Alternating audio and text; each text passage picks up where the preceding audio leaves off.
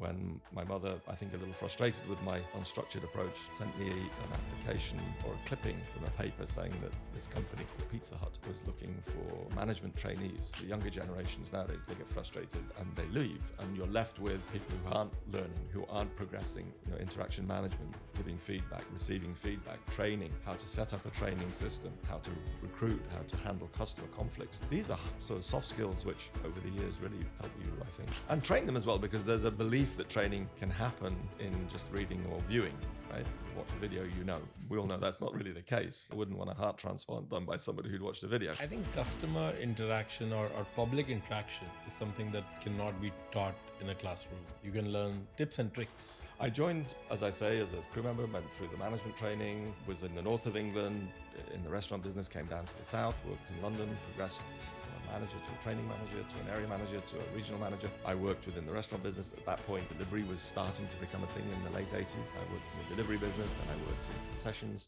Hi, welcome to Restrocast. Today my guest is Andy Holman, founder and CEO of Advanced Restaurant Consultants. This was a great conversation because this was 4 decades of Andy's journey rolled into an hour. Andy's journey of 4 decades spans across not more than 3 job roles, wherein he spent 2.5 decades alone with Pizza Hut and another decade with a Southeast Asian major. In his last stint, Andy was CEO of one of the most loved restaurant concept brand in UAE.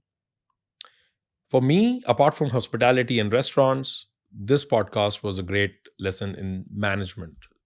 It certainly is going to make me become a better CEO.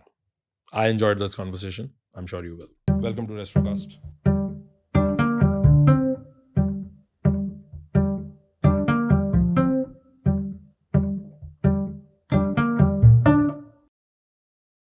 Andy, welcome to Restrocast.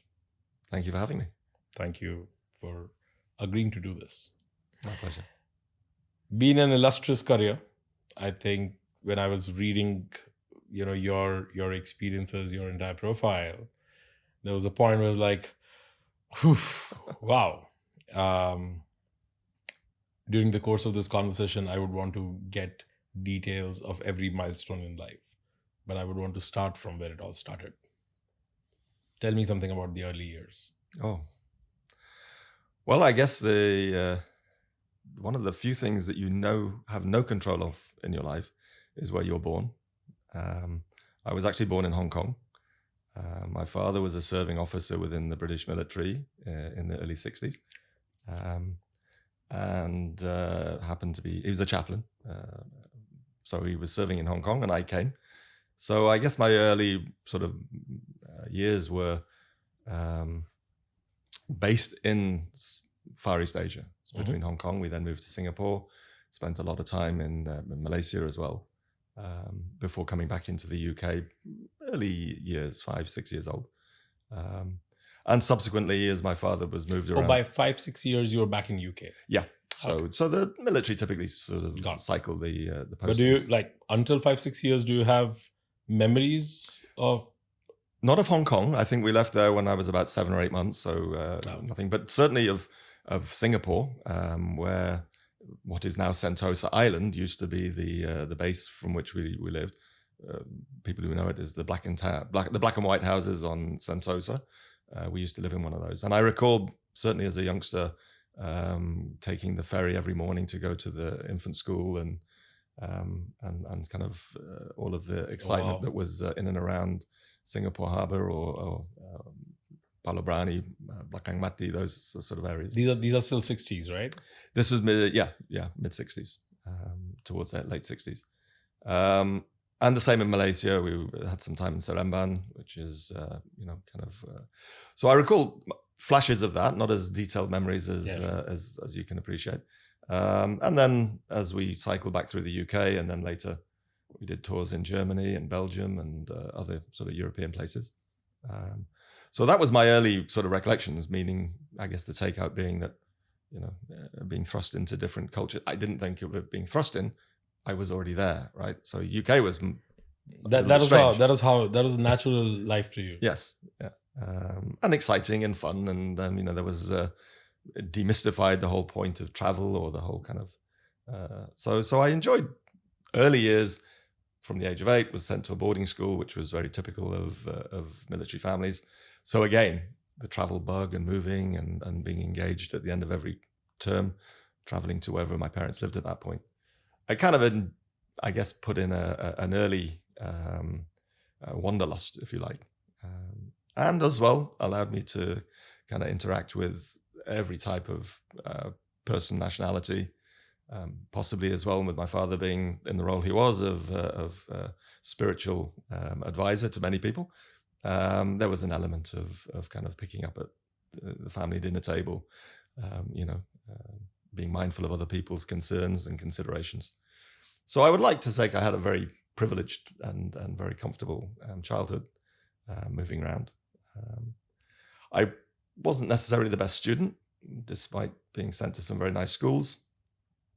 I felt that my formal education probably was underused. So eventually I got thrown out of school at the age of 17, not for doing anything particularly bad, but not doing anything particularly well.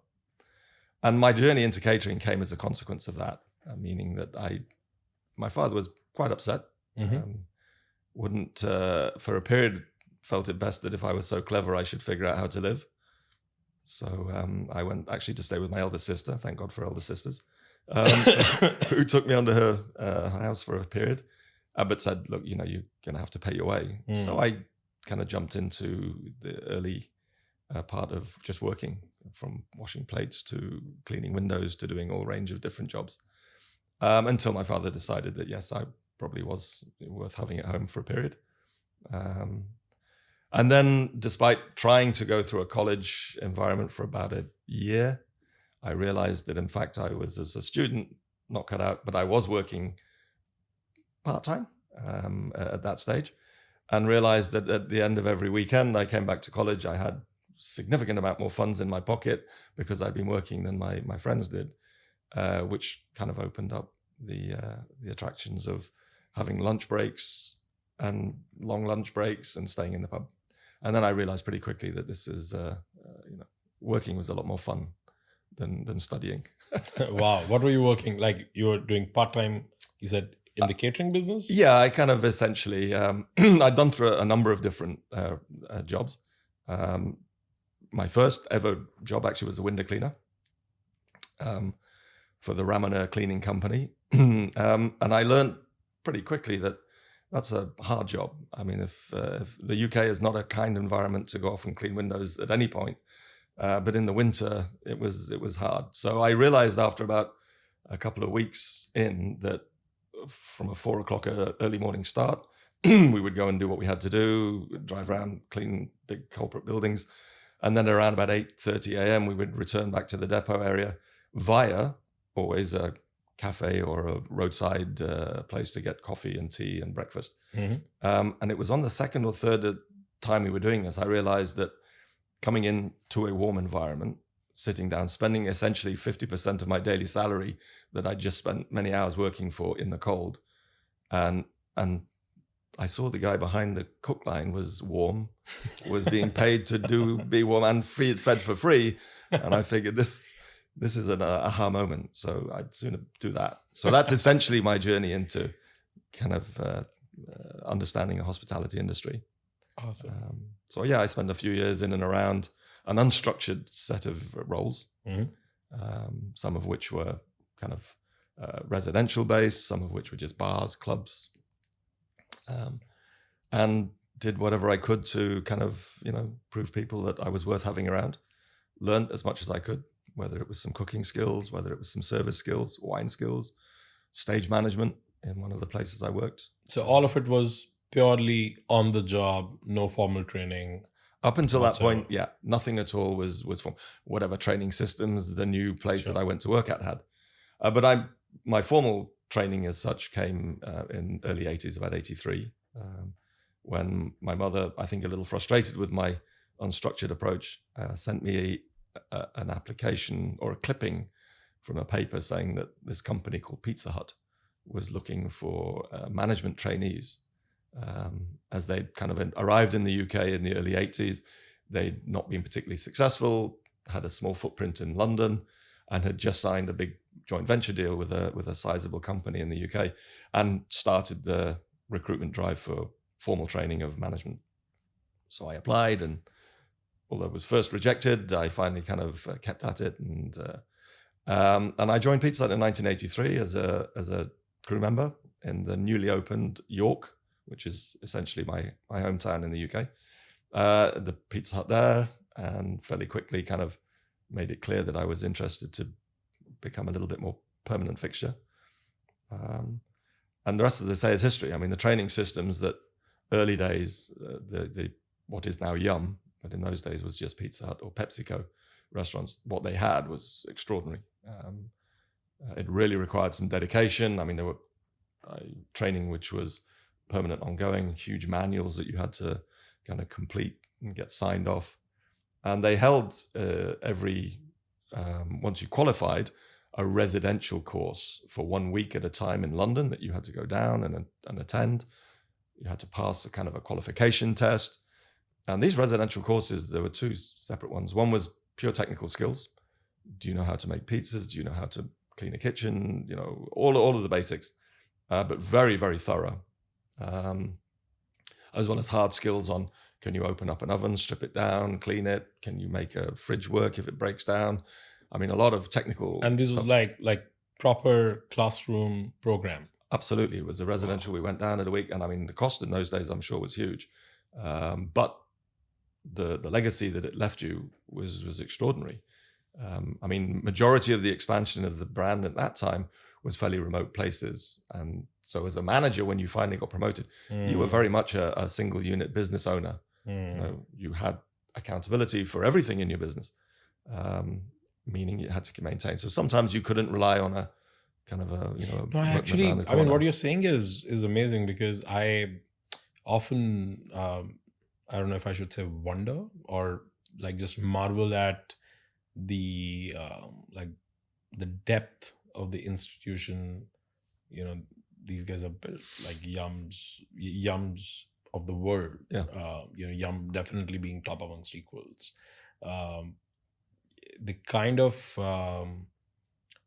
career they sold to people, yeah, the career development they did, and I mean, it's just amazing. And what goes behind the scene, what goes at the back, is like way too deep and you know, high investment than what meets the eye. Well, look, I think, I mean, it was of its time. I think there were, to my mind, looking back, it was a very meritocratic system, and it was very equitable, right? There wasn't an automatic advantage to having a degree at that point, because they essentially wanted people who were committed to making the store run. And the simple adage, the harder you work, the luckier you got, and the more senior you got, and the more perks you got. And that very much sort of resonated with myself. I loved the fact that it was a relatively, in the UK in the mid 80s, there wasn't a lot of formal catering. It wasn't the culinary hotspot that it is nowadays. But it was very well respected, and the opportunities that were provided for somebody who were prepared to take a little initiative, really, you know, kind of were amazing. I mean, at the age of 20, I was fairly quickly a manager of a restaurant that was, even in those days, taking £1 million a year. And that was a sizable business, right? Yeah. I mean, it's a sizable business today as well, but completely responsible at all elements for that. So it was a lot of responsibility, but nevertheless set up that kind of deep appreciation for systems and processes. And the quicker you can bring enthusiastic people on board and help them learn, the easier your job becomes, right? I mean, I think over the years, people have maybe taken a slightly different, think differently about training. There are some cultures that don't necessarily welcome it or some individuals who've been in the system a long time who are nervous bringing in young talent and allowing it to flourish because it, you know, they fear it, you know, maybe weakens their situation. None of that existed in those days. I mean, we were sort of just You think today there are certain cultures who don't like training, or No, I think that there are some company systems where legacy individuals who've arrived at a point where Yeah. they feel threatened when new people come along. And I think, although I haven't been within the Yum system for a time, unless you've got a really organized, methodical system for allowing people to have an opportunity to shine and to be kind of recognized along the way, the danger is that they get frustrated, particularly the younger generations nowadays. They get frustrated and they leave, and you're left with people who aren't learning, who aren't progressing. And that, I think, there's an element of that in many of, not just food and beverage, in many industries, I think.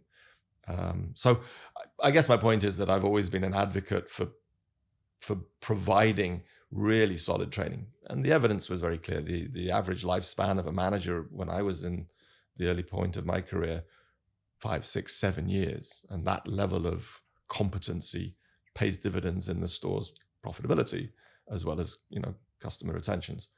Now, it was of its time, and there are clearly many different sort of distractions and circumstances now that don't make it as easy. But yeah, I was, and would to this day advise anybody thinking within the food and beverage, is it a great place to go? The answer is yes, but do not discount the muck job or the muck training, Correct. that mentality, because it is extraordinary, way outside of just the ability to make the restaurant run. What it teaches you as a person, I mean, the second residential course, just to go back to it, was all soft skills. It was, 1 week dedicated, interaction management, giving feedback, receiving feedback, training, how to set up a training system, how to recruit, how to handle customer conflicts. These are sort of soft skills which over the years really, help you, I think. I don't see as much of that nowadays in the kind of the chain restaurants.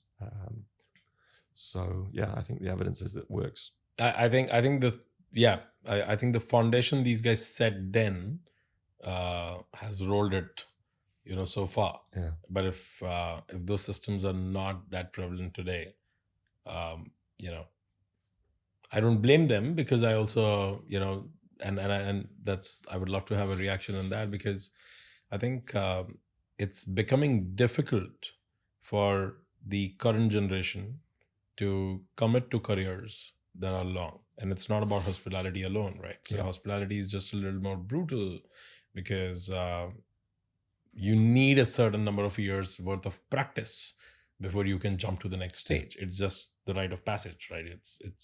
It's not about somebody's promoting you or not. It's just, I generally look at it as that if you have to serve 100,000 people before you go to the next step, you have to serve 100,000 people before you go to the next step. That's it. There's no other way. Yeah. You have to cross those 100,000 people. Yeah. What do you think is happening now, given that people also don't have patience to think about a 15-year view of a career before they quote unquote settle? Well, look, I think, again, I referred of its time. So the training in those days had to be, if you like, analog, because there was no digital, right? So you had manuals because there was no system. Otherwise, I guess over the years, we've seen it, the various, whatever it is, however it's gone, Gen X, millennials, Gen Z, I'm not quite sure where we are. But one thing, of course, which is clear, is that the access to information, the speed with which it's available, the ubiquity of which, people are able to make their own learning journey is very different. So if you are a sociologist, you would say that the younger generations now are impatient and of, largely whatever whether it's information recall or physical sort of solutions being provided to them, if it's not immediately available, it's a frustration point. And so it's not only about living, meaning, why is there a need for any of these kind of distribution companies to go from next day delivery to then thinking, no, that's not fast enough. We now need a 4-hour delivery. No, that's not fast. We need a 20-minute or 15-minute. I mean, realistically, how different is your life if the delivery is going to take 30 minutes or 15 minutes? But it seems to. So I think that there's clear that the generation who go forward, that's part of what they've grown up with. it's not going to go away. You can't put the genie back in the bottle. So I think that the challenge for, on the one hand, the employer, if we're talking about industries that are looking to bring those people in, older minds have to figure out, how do we keep them engaged or nourished or both, and train them as well, because there's a belief that training can happen in just reading or viewing, right? You watch a video, we all know that's not really the case. I wouldn't want a heart transplant done by somebody who'd watched a video, to take the extreme case. But those are some of the things that, successful companies. I think customer interaction or public interaction is something that cannot be taught in a classroom. Cannot be like, you can't learn it by watching a video. Yeah. You can learn tips and tricks. Yeah. But, the application of those tricks is only going to, surprise you when a situation really, arises. Public dealing is I mean, I feel that everyone especially in the formative early years, should do some sort of a job that just exposes them to random public, just exposes them to public interaction of all types and kinds. It can be a sales job, it can be a hospitality job. I think I find both these, quite amazing from that standpoint. The number of humans you can interact with in various different moods and situations can just set you up for life. I agree. I think that there's a lot to be gained from it.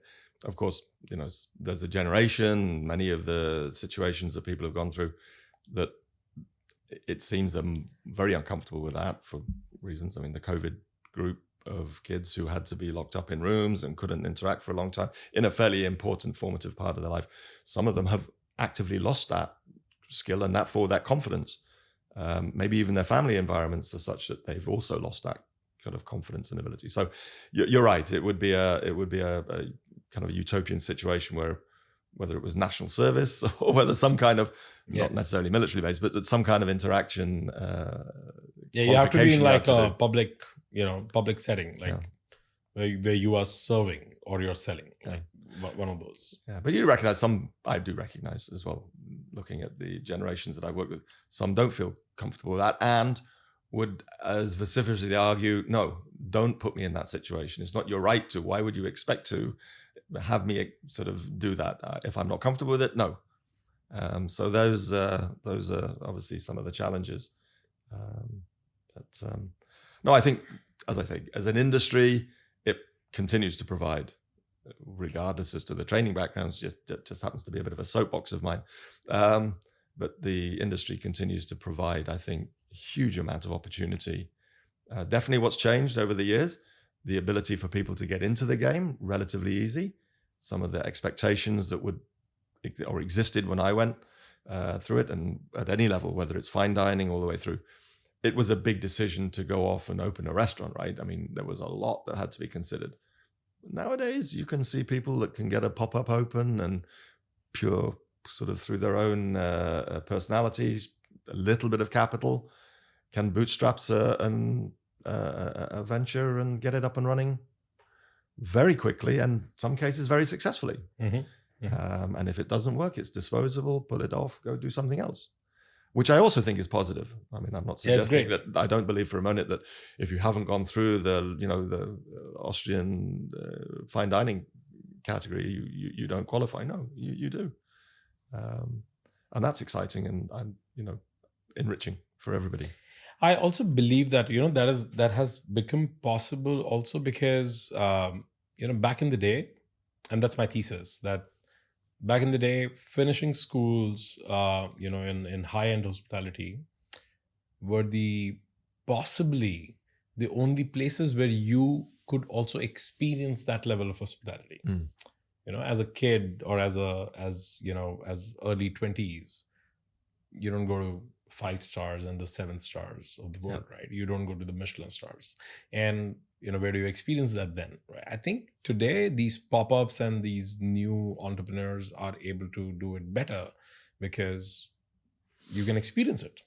As a customer, good hospitality or great dining experiences are available to you, right? So I think the exposure is much at a very different level Yeah. versus, back in the day.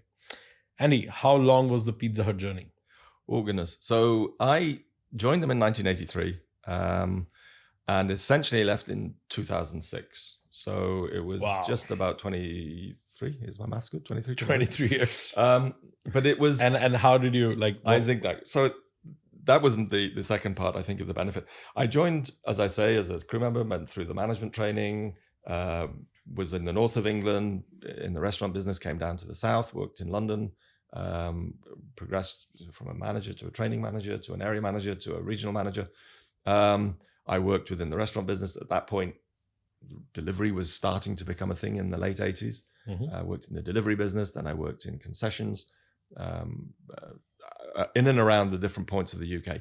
And then in 1995, a colleague of mine who'd moved to the Middle East was saying, look, there's an opportunity for somebody to come, and there's this place called Dubai, and I'd never heard of it. So I was at a point in my time in the UK where I said to my wife, look, let's think about this.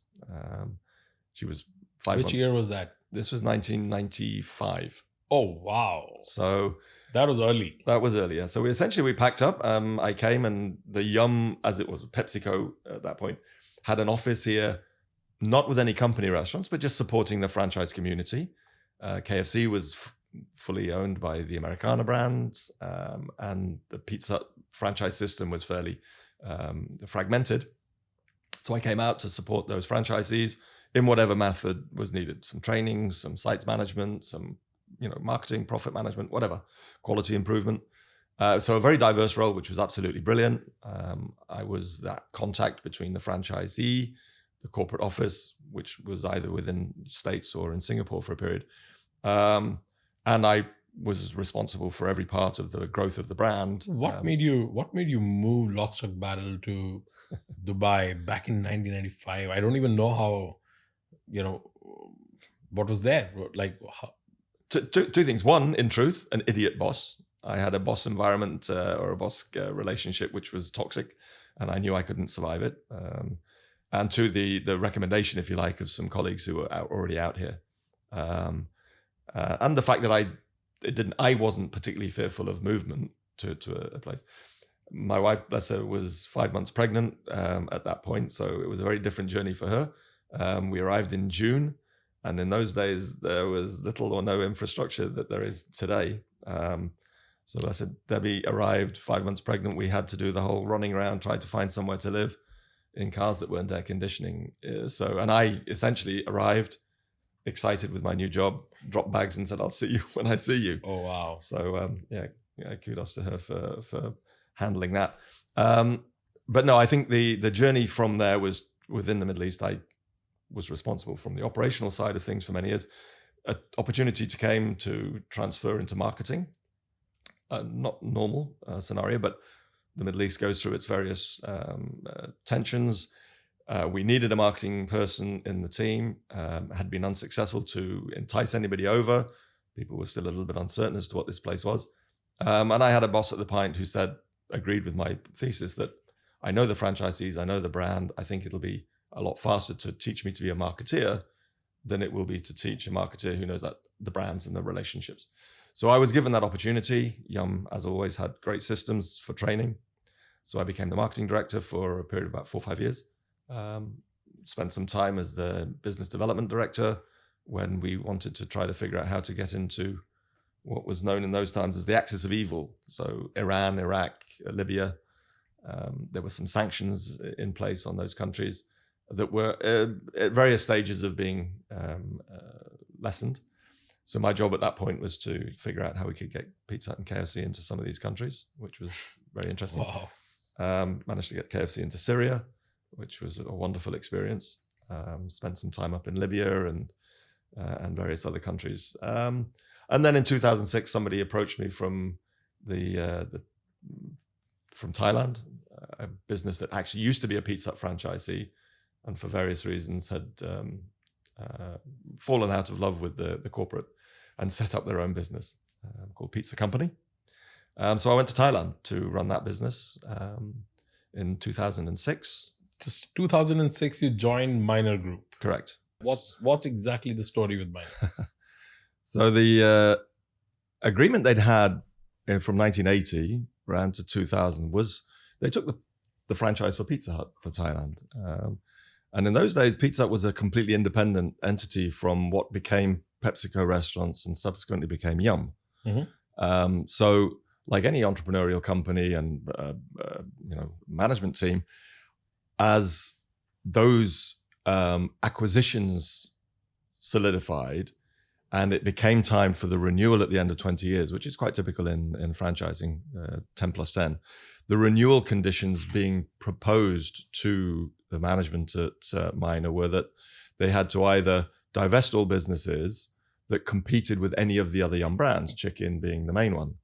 And of course, Bill Heineke was like, well, no, that's not acceptable. We have a business that we want to grow. In the event that we are competitive with, which they chose to be, it's because you won't give us the franchise. It's already gone. But you can't restrict our ability to trade. And this is where the conflict was. It was such that it did escalate into a variety of court cases. But essentially, I think Minor won by numerically. They won because they closed all the Pizza Huts and went from Pizza Hut went from having 100% share essentially of the market to a 0% share, as Minor then flipped over because they owned the real estate, rebranded the pizza company, took the opportunity to reformat the brand to a very Thai style, which was genius. Slightly different sauce, slightly different recipes to make it more palatable for Thais, and then sort of opened up and operated the business essentially in the same places that they used to be with different branding. So that had all happened significantly before I arrived in 2006. And when I joined the business, it was about 100 stores. And I was with the brand for about 10 years as the managing director, and saw it grow from the 100 to about 450, 500, both in Thailand as well as internationally. So a phenomenal opportunity to work Internationally within Southeast Asia, I believe. Yeah, but also within the Middle East. I mean, part of my journey into Thailand was because an ex-colleague of mine who'd worked with Pizza Hut had left and moved and had been recruited as the marketing connection to do their international expansion. So there were a couple of franchisees for Pizza Company prior to my leaving Yum, as it was then, that I would sort of was given the responsibility to help. But do they have Pizza Company here? They do, yeah. They still have. Okay. Yeah. I didn't know that. Yeah. I see small business, clubs. I think. Yeah, Coffee Club is part of that's a joint venture here. Look, Minor have been and continue to be one of the bigger operators in Southeast Asia. I mean, it's a phenomenal business. When I joined, the food division was bigger than the hotel division. That is completely reversed now. The hotel division is I don't know what it is, 500-600 hotels, 70, 80,000 keys. But I think there's still 2,200 plus restaurants. Oh, over 3,000, I think now. Maybe more. Yeah. And they are a brilliant company. I mean, in terms of operating standards, the executive team that I was responsible to were, I mean, brilliant at understanding what made restaurants run and had a phenomenal sort of capacity for holding. So Minor's business model is when we take a brand, we grow with it. It's not a divest, bring in and flip. No, they take and they strategically grow. So a wonderful environment. I mean, again, living and working in Thailand is a bit of a change from a lot of other cultures. But 10 years you were in Thailand. Yeah. Wow.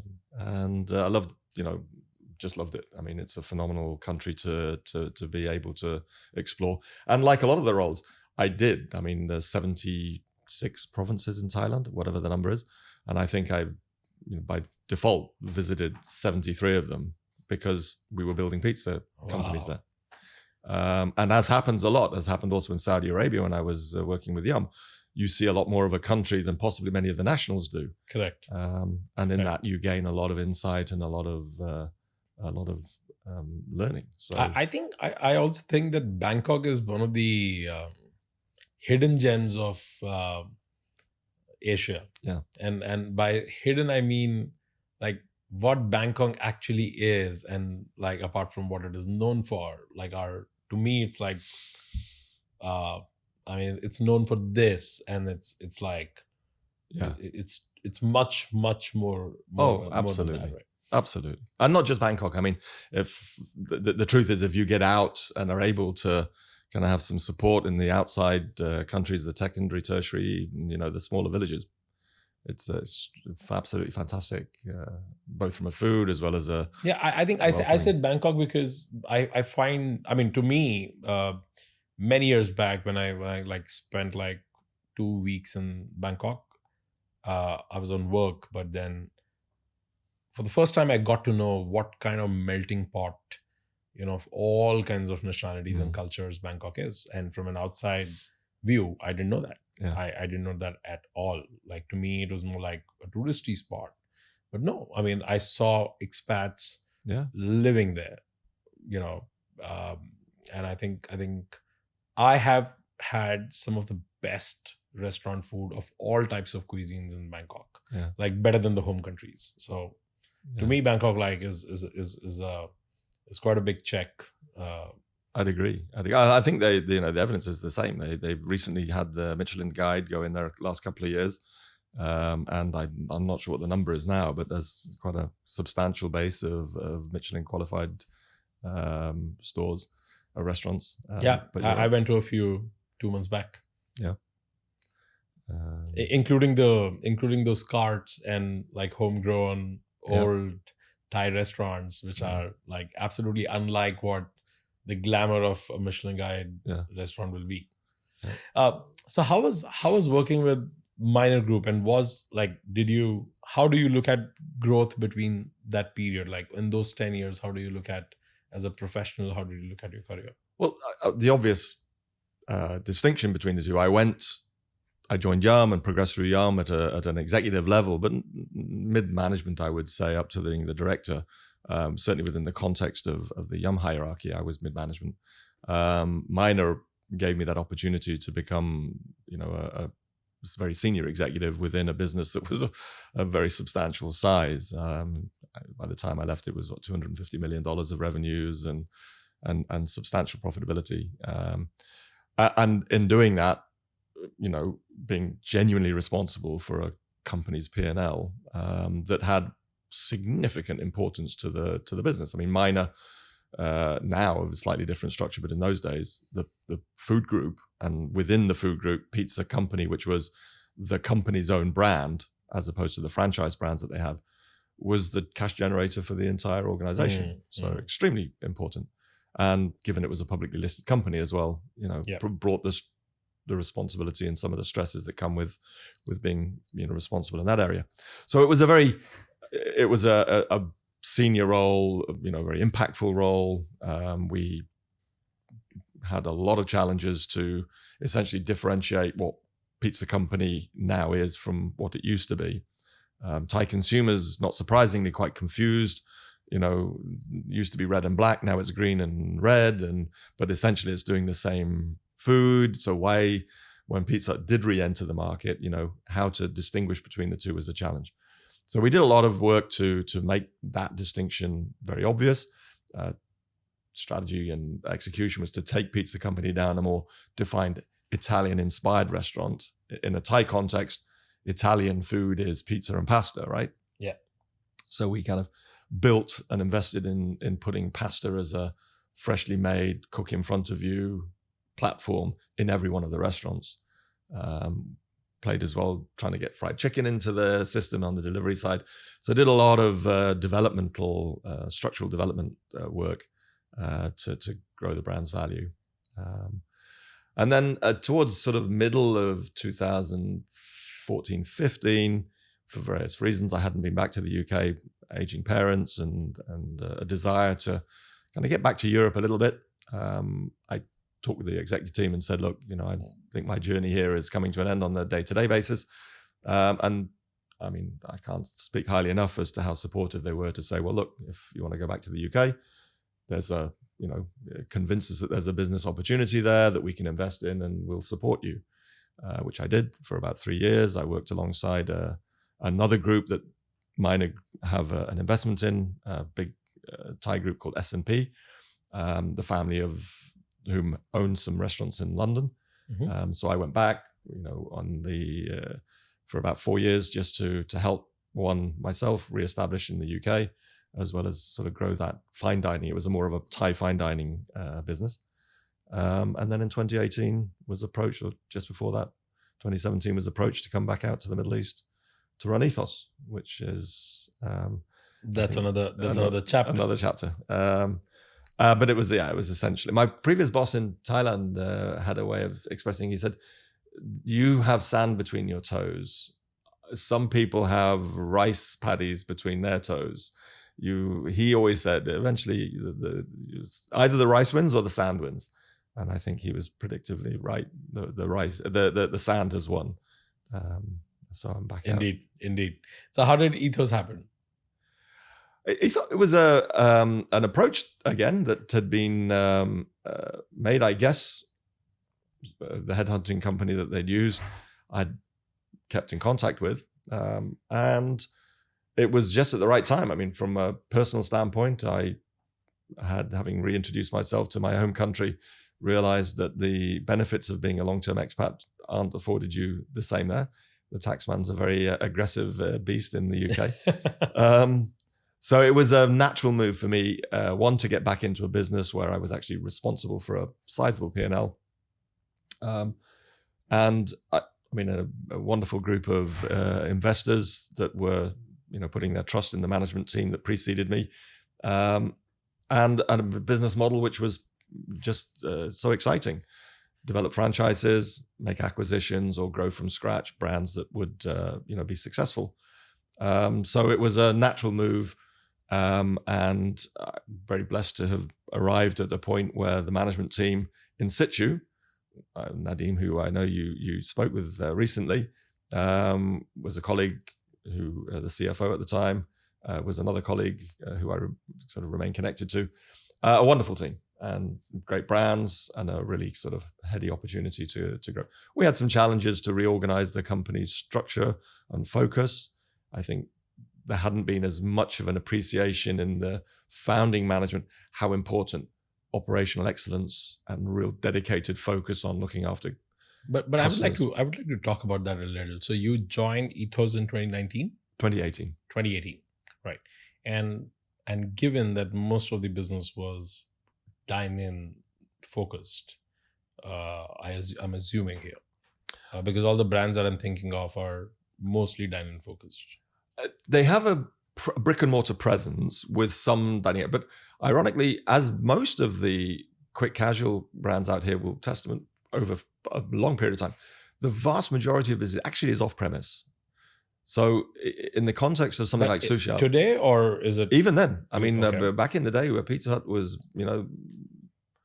mid 90s, you would be 30% takeaway, 30% delivery, and maybe only 30% dine-in, even within the sit-down restaurants. Some of that talks to the cultural, environment, particularly in a place like Saudi, where it wasn't as easy to go out and eat as a family. So the same here. I mean, all of the brands were very heavily invested already in delivery and off-premise, people coming and taking. Sushi Hut, Kebabji certainly had sit-down seats. Tortilla to some degree, but that's more of a quick casual concept. So yeah, I think the focus of the group was growing all elements. Just getting new stores on the ground, because we have development agreements with all of the franchisors, as well as naturally growing organically ticket count and average volumes. So I mean, it was a very eclectic group of brands to try to find some synergies in. Sushi is quite unique, and Kebabji is quite unique in its sort of supply chain requirements are not necessarily transferable. Correct. So some of the synergies you would normally expect to see in a big group weren't as obvious to yield. But certainly at a management level of people, processes, and systems, it was a great a great opportunity to learn different food. And if I was to certainly have my time again, pizza has always been a very profitable category, but without giving too many state secrets away, sushi in Japanese is a far more profitable category to be in. Oh, wow. So I would be going back if I could replay some things and maybe invest in that earlier than I did. Andy, in your career, post Pizza Hut specifically, Minor Group and Ethos, and I don't know about the S&P in between, right? But what does it take? And this is a question to you as an individual. What does it take for somebody who comes with his own years of experience, baggage, bias, and of course expertise to take over as the top boss in an existing organization which is working, which is people are set there. Mm-hmm. Some of them are the ones who also feel that they have built it.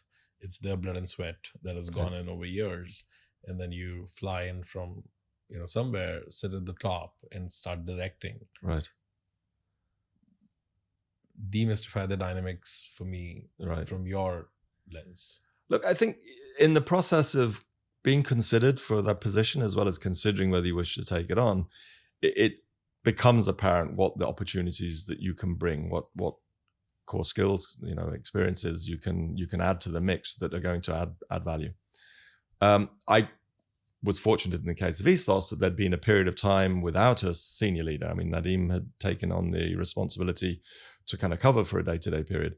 But there had been a bit of a holding pattern. So, there's always a kind of a honeymoon period when somebody arrives where you go after the low-hanging fruit, you kind of early wins, and it seems obvious that you're contributing something. But I'd been pretty clear in my mind that Ethos had a really strong position to kind of solidify its strengths in the branded restaurants that they had the franchise agreements for, but also had an opportunity to go into the more kind of the untapped areas. So I think I saw job number one, a fairly unstructured group of people that just needed organizing, one, and two, needed the freedom of knowing what the rules were. That may seem strange, but structure actually provides a much more kind of beneficial set of guidelines. When you've got people who don't necessarily have as visionary an understanding or a visionary a kind of belief in what they're doing, providing them structure allows them to be really, really good. Some of those people will always enjoy being within the guardrails. Some will want naturally to push, and that's great. You give them the opportunity to be a little bit more sort of aggressive or a bit more sort of expansionist. So that was really, I think, what any CEO does. It comes in and fairly quickly you take inventory of the people, right? The asset, the balance sheet shows you the kind of the assets that are available, capital wise and in infrastructure, but people are really the thing that are going to make the difference. So I kind of came with no expectations. There'd been a job done up until that point. Some things had been successful, some hadn't. And pretty quickly it became obvious that we weren't as effective as we thought we were at really making customers happy and really making sure that the restaurants were run to their optimum. It's easy to grow a business when you're just putting brick and mortar down. But to really measure a business in our category, it has to be same store. If the business that's built isn't growing on an annual basis against itself, and I'm talking here about customer counts, not just sales, because sales is obviously the sum of customer count and average volume. If you're not attracting more and more customers to your business every year, you're ultimately going to struggle. Yeah.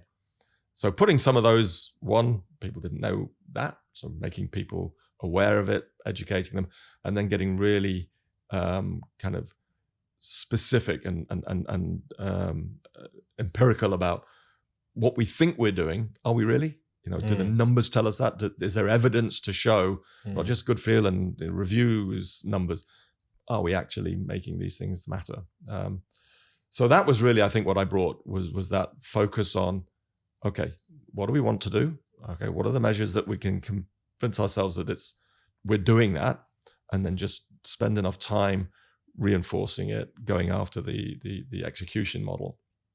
And 2, engaging everybody in that. So the quicker you can get everybody from the CEO down to the guy on the front line to understand what you're trying to achieve, the easier it becomes for everybody to kind of move. What's your method to do that? Because that's not always easy, and it's one thing for a CEO to talk about alignment and vision, and it's absolutely a most important but a very different thing for everybody to listen or fall in line or to resonate with the vision exactly at the same at the same frequency. Right. Vision can sound different to different people. Sure.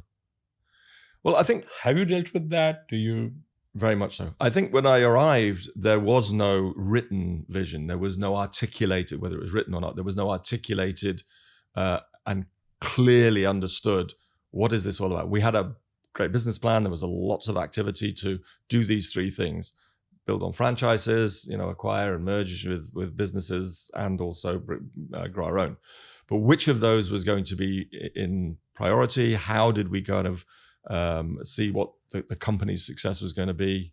That wasn't as articulated as it needed to be. So the first job was asking everybody who was important. I say important in the sense that they had impact. They had the ability to create results in the group. What do you understand to be the current, objective of the company? As I've found over the years, typically you'll find 50% of the people will say the same things, but not in the same order. 50% will have completely different answers. Now, in my case, I had a pretty strong direction from both the shareholders and the board to what the vision that was committed to the shareholders had to be. So it was a little bit easier. It wasn't that I had to come in and kind of recreate the wheel. That was the bit that we then had to say, let's put some numbers around that. Let's put some words around that and make sure everybody understands it. And for those who hadn't appreciated that's what we're going for, then if you aren't enthusiastic about that, bye-bye. For those that are, now let's kind of get after it. And then over time, like any vision, I think once you've written it, you then refine it. You come back on a frequent basis, frequent being at least half yearly. One, it's an audit. Are we really doing the things that make that come alive?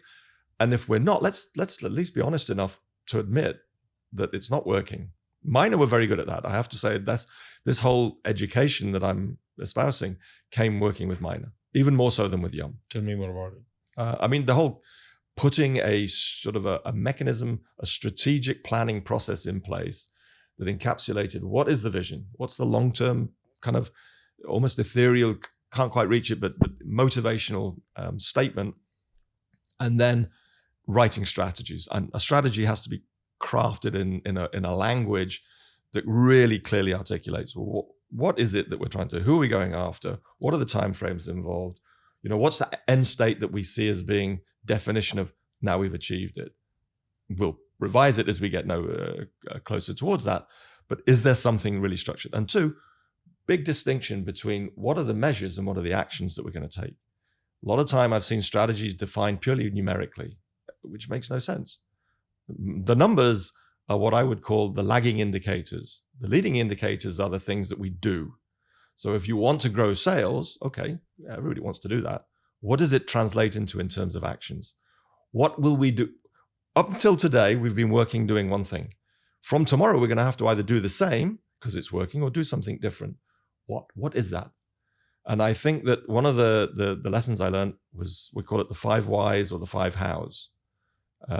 Meaning, if you really want to get clarity on an action plan, once you ask the first question, okay, how are you going to grow sales? You'll get given an answer. So, well, why are you going to do that?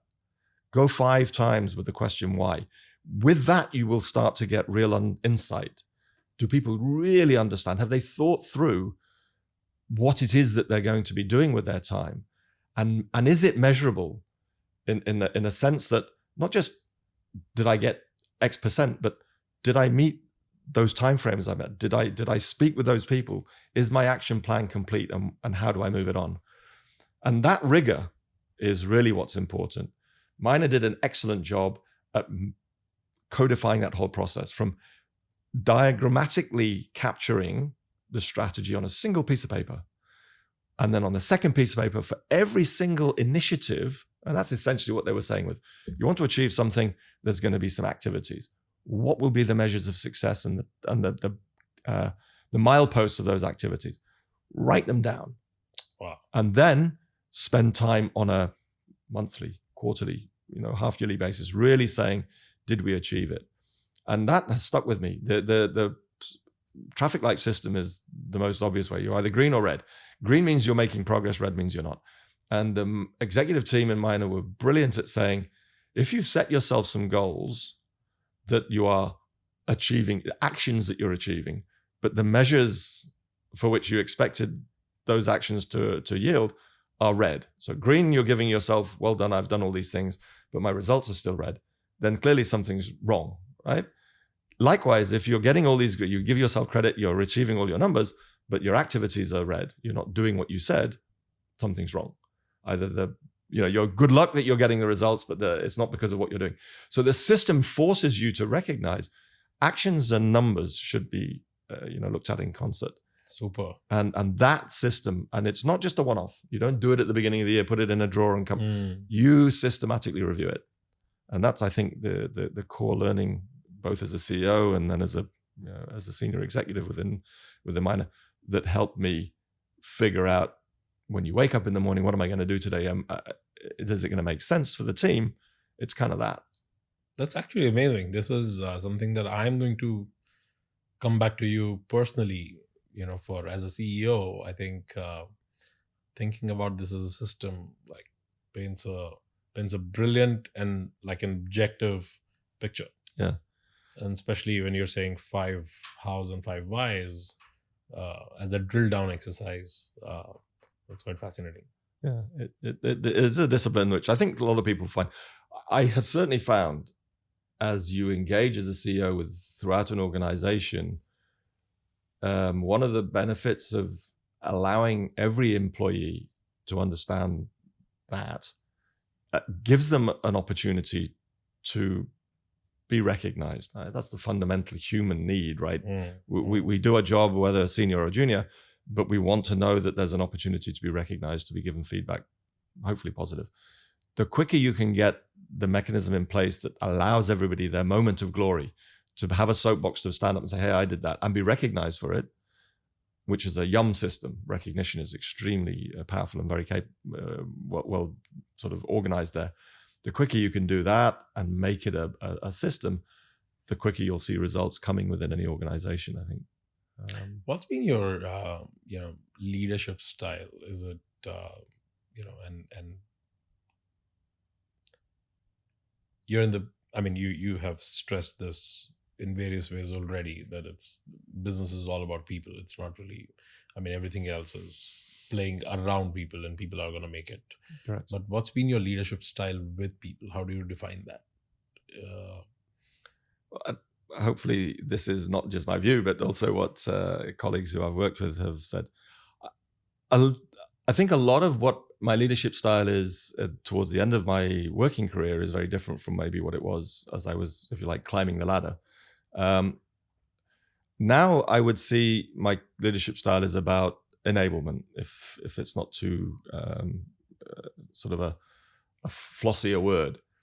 Meaning, the quicker you can unlock the capabilities in any one individual, and whatever you can do to help that, the better for everyone. So I'd like to spend a lot of time to understand somebody's motivations. So in the introduction meeting, when I meet people the first time, I actually use a little questionnaire, which I ask them in preparation of the first meeting to do some thinking a little bit, not huge, but you've been in the company for X number of years. Tell me when you were originally joining, why? What did you see in the company when you joined that made you excited, that made you want to go? And it may be just money, it may be something else. Whatever it is, think about that. Tell me whether or not you think you've achieved it. What do you believe the company's key achievements are? What more could we do? So in doing those questions, and there's 3 or 4, you allow somebody in their first meeting with you as a senior to give themselves an opportunity to reflect, as well as they can be positive, they can be negative, it makes no difference. But it's a hugely insightful tool for me as the leader to know, okay, some people are driven. Some people are quite comfortable just to be treading water. Some people are transient. This you can't avoid. The quicker you can figure out who's what and help them. I think if I have a management style, it's to enable people to get to where they want to be. If you can stay within my organization and add value, brilliant. We'll continue to be supportive of you. If you're not, if you have a desire to do something else, then let me help you do that. I mean, this is a small industry in some respects. Anybody who's successful and leaves your organization to go on and do better things, let them if you can't hold them. But by all means, come back when things are right. One thing I do, again, it was learned out of minor. Asking a question in one of the first meetings was all persons meeting, town hall meeting. I asked everybody, please put your hand up if you've had a headhunter approach you in the last 90 days. And of course, in this part of the world, how many hands do you think went up? Not a one. No. Whereupon, and this was talked to me by Bill Heineke. Wow. He said, then you should be worried. If you aren't being approached, then that means you're not the most desirable individuals. Yeah. Why should you, if you're not being headhunted, then why should you be in my organization? Right now, of course, people would say, are you crazy? Why would you ask people? You need to know. Yeah. And two, as a senior leader, if I know who my talent is that's being approached, I have an opportunity to protect them. And more importantly, if they choose at some point to leave, it's because I haven't fulfilled the need. I haven't been able to outline a future for them that's compelling enough for them to stay. 100%. So it's a loaded question, but a very important one. Who here is being approached? If they say no 3 times on the trot, then at the end of the year performance review, you're able to say, guys, look, you think you're really valuable, but nobody else wants you. So let's be real here, right? Or alternatively, no, you really are valuable and people see it. So let's agree how we can make that, benefit for both of us. It avoids, to some degree, the surprise, blindsiding conversation where somebody comes in and goes, oh, I've already made the decision to leave. I'd sooner have that conversation and a mechanism for people to talk about that without it being a discomfort, right? Now that, as I say, it's counterintuitive for a lot of people, but I find that works quite well. No, I resonate with that fully. I remember, many years back, and I think we were much smaller as an organization, and somebody who joined us, I think 6 months back, came to me talking about one of our, much senior, teammates, and he's basically said, I have something to tell you. Okay, tell me. So it's about that guy. So what about it? He said, I got to know that, a company has approached him and he has an offer. I said, oh, wow. So is he taking the offer? He said, that I don't know. I said, okay. So what's your point? He said, no, I'm just telling you that he has an offer. So, and I said, do you have an offer? He said, no, I'm not looking. I said, no, I didn't ask you that whether you're looking. I was saying, do you have an offer? He said, no. I said, then I'm worried. Only I want you. Nobody else wants you. So I think what I was telling him in that moment, honestly, was my emotion that surfaced right then. Mm-hmm. I was not really, this was not, so that also changed something in me in that moment, because I was like, I felt very self-secure and good about that in that conversation. But what you're telling me now is like absolute, like you've just put that emotion in structure, which is brilliant. And when you're saying a group like Minor, which is a huge organization, for them to practice it like this, it's brilliant. I mean, it works. Listen, it's an approach which some nationalities, I would have to say, some cultures are much more comfortable with than others. It's not a natural scenario. In Thai context, it's very abnormal. The culture there is very non-confrontational way. People are not gonna say what they feel or talk about discomfort or something, like secretive in a way. So, and even to some degree in this part of Dubai, the Middle East, it's a very different thing. There's a natural desire to save face, and two, nobody wants to be delivering uncomfortable messages. Most Asian families even would sooner have, if you want to deliver bad news to your father, you use your sister to do it or your brother to do it, right? Because that way it becomes a little bit easier. So that happens very much in the corporate world. So I think that to go back to your question, what type of a leader, I would like to think that over the time that I've had people come who are wrestling with this, how do I talk, to make it and demystify it, because nobody needs the conflict.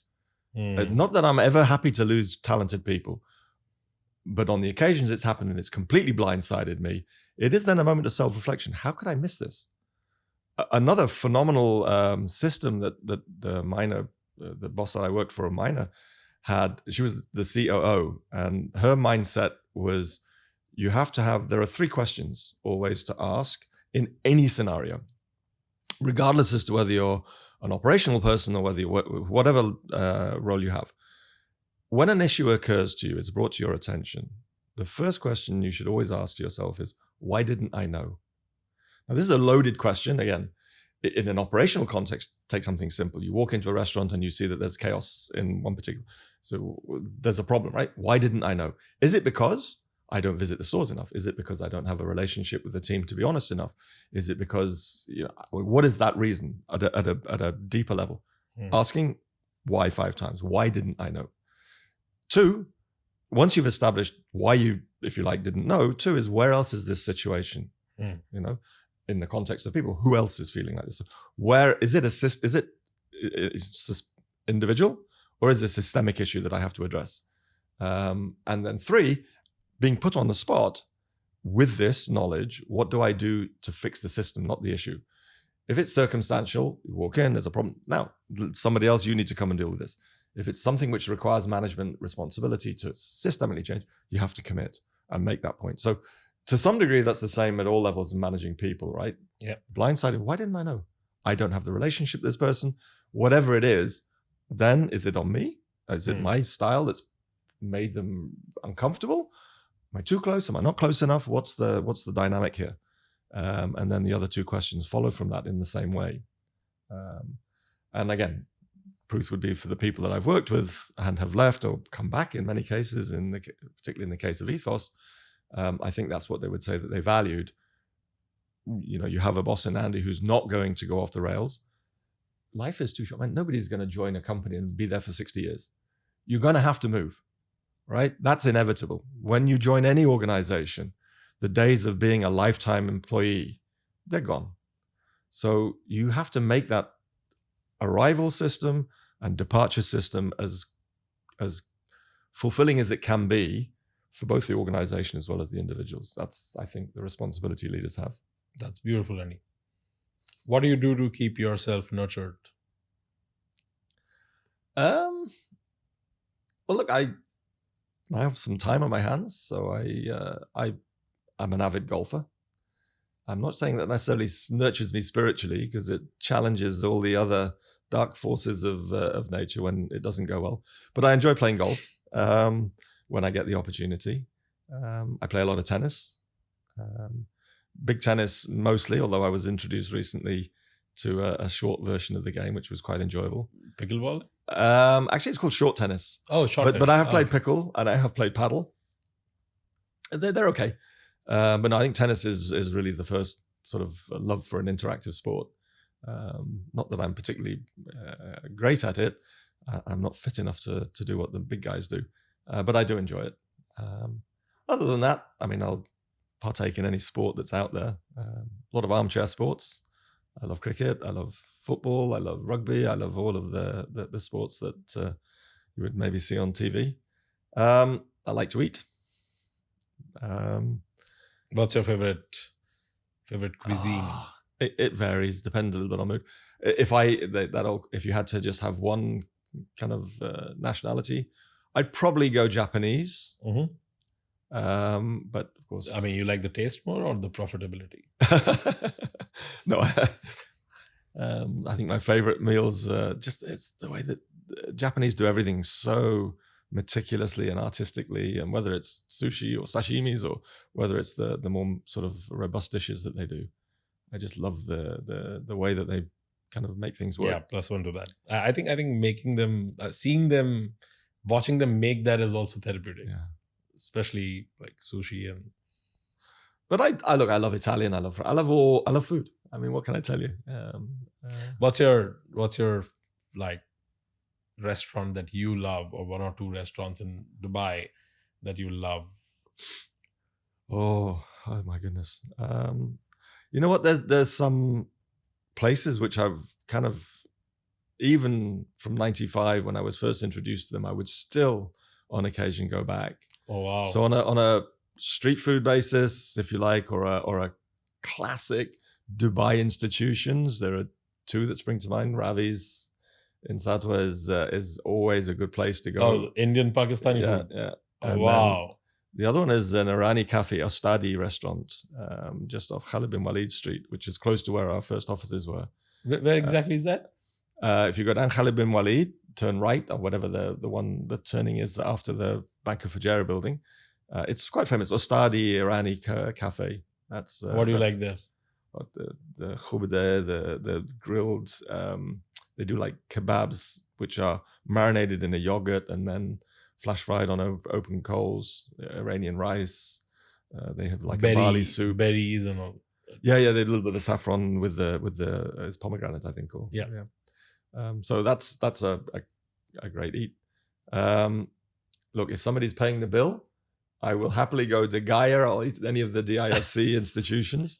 But I mean, I'm fortunate. Gaia is amazing. It is. It really is a remarkable. I think it's without doubt top three cities of the world at the moment for innovation and culinary excellence. It's superb.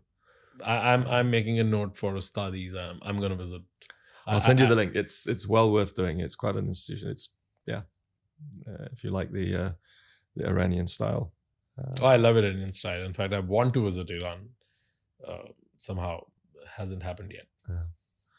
But man, you have to go for occasionally the curries and occasionally Thai. I mean, mine gave me an appreciation of Thai food. We now in Ethos, or I say we, Ethos now have the kind of operations of Rosa's Thai, which is a great restaurant to get to. And so do you read? Actually, not as much as I should. Or podcasts or audiobooks. Look, when I had the exit from Ethos and some time on my hands, I made myself 3 commitments that would be get fit, what I would call digitally detox, and then learn to read again. Because the truth is, I haven't read a work of fiction, I'm horrified to say, probably 20 years. I mean, a handheld book, not a Kindle, but a book with a story and characters and all the rest of it for 20 years. And it's a big omission. Likewise, whilst I do read a huge amount of trade journals, I subscribe to I have the Times Online, Guardian, and the Telegraph, which are 3 completely different sort of political spectrums. The Economist, Harvard Reviews. So I do a lot of that kind of reading. I listen to a lot of podcasts, from kind of more classical to news-based. But I'm not as well read as I should be. And my digital detox promise has been a disaster. Trying to separate from a phone. I was about to ask that question. You blew that up. I was about to ask you that how is the digital detox going and what does it look like? It's no, it's not good. I'm kind of it's a lazy man's crutch, isn't it? I mean, we should all start by doing the first one, which is leaving the phone out of the bathroom when you go. But no, I'm not good in that area. Andy, what's up now? So you have taken, like, post Ethos, you did not take any assignments. So what are you up to now? Look, I have the privilege of working alongside still colleagues who we worked with at Ethos who are doing their own thing. And at the time, I was somewhat conflicted to be more engaged in their business model because we were a client. And I've been asked in 2 or 3 cases to kind of join their group of advisors. So I do a little bit of that. I have colleagues who are actively involved and have a specific business problem that they're looking to solve, whether it's a divestment or I contribute to their conversations and, take a certain amount of income from that. But I'd like to say if the opportunity comes, I would unhesitatingly get back into the game in and around, because the region is just so dynamic. I mean, it's an industry which I still love. My daughter is very much engaged in it, so I have an opportunity to provide some words of wisdom, I think, not always taken. What is she up to? She also actually works in Ethos. She works within the marketing field. Oh, wow. She's responsible for quite a bit of a number of the brands. I provide. So her love for hospitality, kind of grew with your work, or was it just by chance she ended up like a marketer ended up in hospitality? What happened to you? No, I think, like all kids of people who are parents, my wife as well came from the hospitality business. So it was, I think, for both of my kids, a kind of an avenue that they explored. My daughter actually spent time. She put uniforms on. She worked in the Thai restaurant business. She worked in bakeries and stuff for the hotel business for minor on internships, but nevertheless, she kind of cut her teeth on that. So I think it's more a case of she's gravitated towards it. She's good at it, which helps. She has more of an arts-based degree. She has a double kind of degree in French and history. Mm-hmm. So how you use those degrees is maybe not clear. But no, she definitely has an eye on the industry as being one that she enjoys. Maybe she'll go off and join one of the big young groups. Who knows? That is so awesome, Andy. This was a great conversation. I personally, as the CEO, learned a lot of things, a lot of management lessons there. In fact, I was thinking about, watching this, again, when we are able to release this. But congratulations on a great journey so far, and wish you best for what's, coming next. Thank you. Thank you very much for having us. I appreciate it.